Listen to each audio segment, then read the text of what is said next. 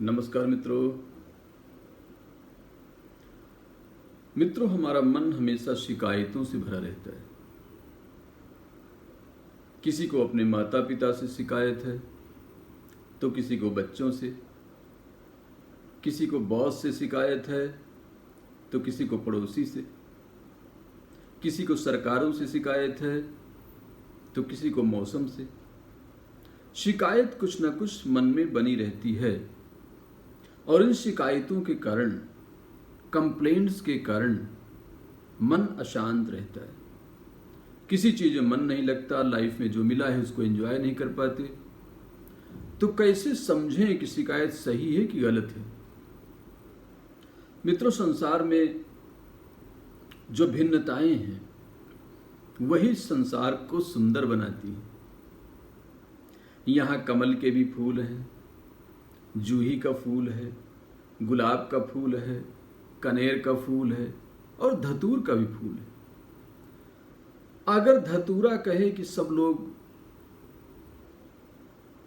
थोड़ा सिंप्लीफाई हो जाओ, कलर छोड़ दो, व्हाइट हो जाओ,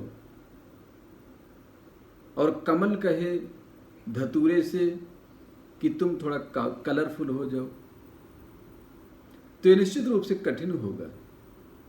क्योंकि जैसा जिसका स्वभाव है, प्रकृति ने जैसा बना दिया है, हर व्यक्ति अपने स्वभाव में जीता है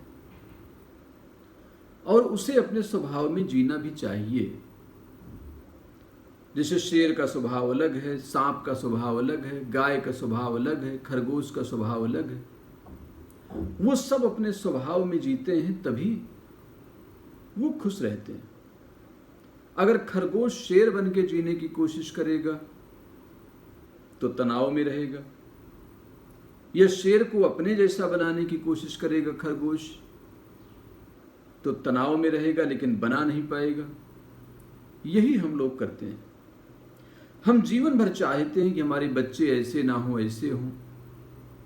हम हमेशा प्रयास करते हैं कि हमारे माता पिता को ऐसे नहीं, ऐसे होना चाहिए।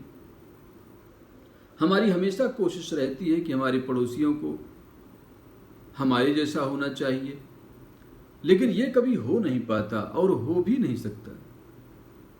क्योंकि ये जो विविधता है, यही इस जीवन का सौंदर्य है। और इस सौंदर्य को अगर आप समझ नहीं पाएंगे तो हमेशा शिकायतों से भरे रहेंगे। शिकायतों का कारण ये नहीं कि दूसरा कोई गलत है। शिकायत इस बात से पैदा होती है कि लोग मेरे जैसे क्यों नहीं हैं।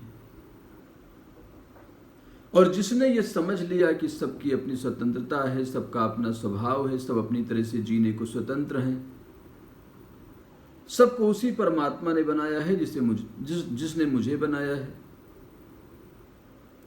तो निश्चित रूप से ये शिकायतें उस दिन दूर हो जाएंगी। दूसरा मेरा मानना है कि शिकायतें एक स्वभाव हैं और शिकायत करने वाले के पास एक शिकायत नहीं होती।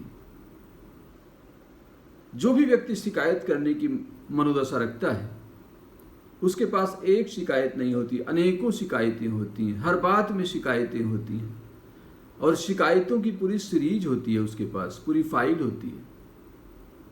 और उसकी शिकायतें दूर भी कर दी जाएं तो वो नई शिकायतें लेके आ जाते हैं।